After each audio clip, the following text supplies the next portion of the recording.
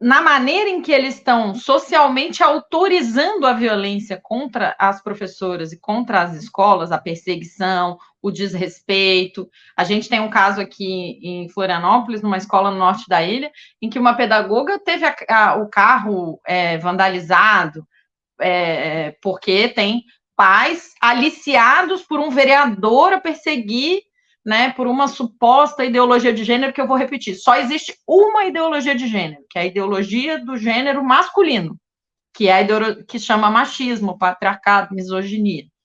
O que acontece eu acabei de enviar o relatório, o texto que o Sinasef construiu para debater no GT de enfrentamento à violência nas escolas. E aí uma das coisas que eu falo é isso. Quem está perseguindo, desautorizando e construindo uma cultura, é tipo cultura do estupro, é equivalente. Só que ela é mais recente. Né? A cultura do estupro é uma coisa que está estabelecida no Brasil desde que os portugueses pisaram aqui. A cultura de perseguição à escola e ao conhecimento, e às trabalhadoras da escola, ela é recente. A cultura de tornar a escola alvo da misoginia é recente. Ela foi programada a partir do Escola Sem Partido, a partir dessa disputa fascista ideológica, a partir dos interesses financeiros das instituições de bancos que querem meter a mão e lucrar com vender programas para as escolas. Então, quando você faz reforma do ensino médio, quando você faz corte de orçamento na escola pública, quando você faz leis para tirar a palavra gênero, mesmo quando ela se refere a gênero alimentício de um programa curricular, tudo isso, quando você faz projetos de escolas cívico-militares, quando você faz projeto de homeschooling, tudo isso é um conjunto de elementos da mesma ideologia que constrói uma cultura de ódio às escolas, às mulheres e ao conhecimento, de uma maneira associada. E aí eu costumo comparar isso a você liberar um agrotóxico no rio. Não é muito fácil de você botar de volta, porque você vai ter que jogar muito antídoto, você vai ter que limpar muitas vezes esse rio e ainda vai ter gente adoecendo. Então, é muito difícil. Agora, começa sem dúvida nenhuma, né? O que seria o antídoto a esse agrotóxico que essa gente, de maneira coordenada e deliberada, eles não fazem isso por desconhecimento, é uma decisão com a qual, inclusive, eles ganham dinheiro de várias formas. Na venda de armas para as escolas, eles tomam a decisão de estimular essa violência porque eles ganham dinheiro na privatização, na venda de voucher, nas escolas, enfim.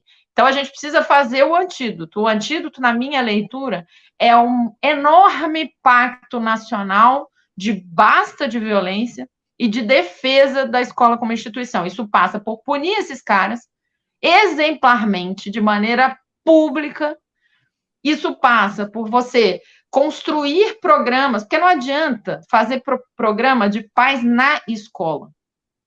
Você precisa fazer um programa de defesa do conhecimento e de respeito e valorização às pessoas que são os meios pelos quais a sociedade desenvolve e tem acesso ao conhecimento. Isso significa fazer uma contra-campanha.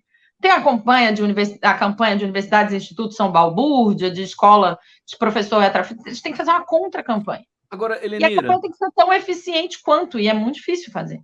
deixa eu tocar numa ferida aqui, que é o seguinte: eu me lembro que no pesadelo anterior, né, no governo Bolsonaro, mesmo no governo Temer, no desgoverno usurpador golpista, né, antidemocrático, tinha um ministro de educação ali que sempre se pronunciava para defender o seu peixe, né? Sempre, eles sempre estavam aparecendo.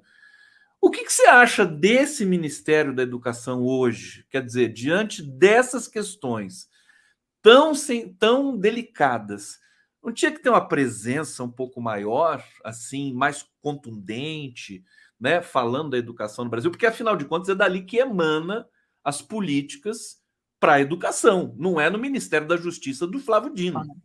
Exatamente. É isso. Infelizmente, Conde, eu acho que a atuação do Camilo é muito. Eu não consigo achar uma palavra menos. Não dá para ser um eufemismo. É incipiente em relação a isso. No dia que aconteceu o ataque à creche aqui em Blumenau, do bairro da Velha, eu gravei um vídeo ao vivo no Instagram, chorando, né? E uma das coisas que eu disse foi: Camilo, você tem que liderar esse processo com o presidente Lula. Vocês precisam juntos com o conjunto. Sabe aquilo que foi feito no 9 de janeiro? De você ir até os poderes, levar todos os governadores, todos os parlamentares e descer a rampa e sair Visitar do as palácio. escolas, né? Visitar. Exatamente. Você precisa fazer um processo em que, primeiro, não deixar, né, sem resposta falas como essa, porque a gente tem essa obrigação, sabe? A gente tem essa obrigação, como qualquer professor tem a obrigação de responder. E não é passar o vídeo e escrever um comentário, que absurdo. Não é botar no Twitter e escrever inaceitável. Isso é muito pouco. A gente precisa de um posicionamento, de fato, de uma decisão social de fazer uma coisa que o Brasil nunca fez. Porque desde a colonização dos portugueses, a verdade é que o conhecimento científico só foi valorizado por Dom Pedro II, por Anísio Teixeira, por Darcy Ribeiro, basicamente, e pelo Lula e a Dilma. Então, assim, a gente tem poucos eventos nacionais, eu estou falando de programas de nação, né, em que realmente há um processo de defesa do conhecimento científico, do desenvolvimento do conhecimento científico. Isso acaba caindo sempre nas costas de nós, sindicalistas da educação. Agora, o governador aqui está tentando pegar dinheiro da educação pública para privatizar ela toda, vender voucher, desmontar a educação. Isso é ideológico, além de ser financeiro. Claro que ele tem interesse econômico, porque os parceiros dele ganham dinheiro vendendo educação, mas ele, vendendo ensino de má qualidade, porque eles nunca vendem educação, né? Mas eles têm um interesse, um desmonte ideológico. E aí o Camilo, o Lula, precisam ser, em conjunto, fazer essa revisão, entendeu? Isso tem que ser simbólico, isso tem que ser cotidiano, precisa ser forte e precisa ser uma decisão. Não dá para esperar o Flávio Dino corresponder. O Flávio Dino montou o GT de enfrentamento à violência nas escolas, foi montado um GT interministerial, eu faço parte do GT do MEC, isso é necessário, mas não tem como responder com respostas pontuais. Isso é um problema social. É um agrotóxico que está espalhado no ar e na água. E você não tem antídoto para ele botando uma gotinha de alguma coisa aqui ou ali. Aconteceu outro assassinato no Rio Grande do Norte essa semana, morreu um adolescente. E a gente está normalizando a morte nas escolas, assim como a gente normalizou há muitos anos o estupro e a morte das crianças em casa. Então, o Camilo precisa. E eu vou ser muito cruel no que eu vou dizer. Se ele não tiver, né, a consciência política da necessidade nacional disso, do quanto isso é importante como projeto de país, se fosse uma questão só oportunista, eu não estou dizendo que ele é isso, eu não acho que ele é isso, mas se fosse só por isso, do ponto de vista oportunista, ele podia virar um herói nacional.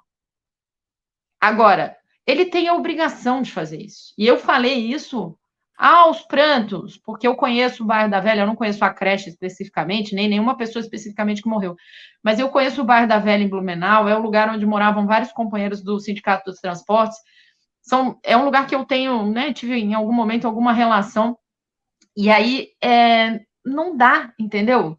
Por que ele não pegou um avião e não foi para lá? Eu iria. Eu ia trazer o Lula para ir lá. Claro, não, e você está morrendo a machadada. É uma loucura. São professoras morrendo a facada dentro da escola. Sabe? A gente tem que. E aí, a partir do fato de estar lá, você tem que construir uma campanha nacional de dizer nós defendemos o conhecimento. Tem que passar a dar prêmio, não só. Acho ótimo, maravilhoso. Lula. Até para orientar, confortar e manifestar segurança para o profissional da educação trabalhar. Exato. Como é que a gente sai de casa para ir para aula, gente?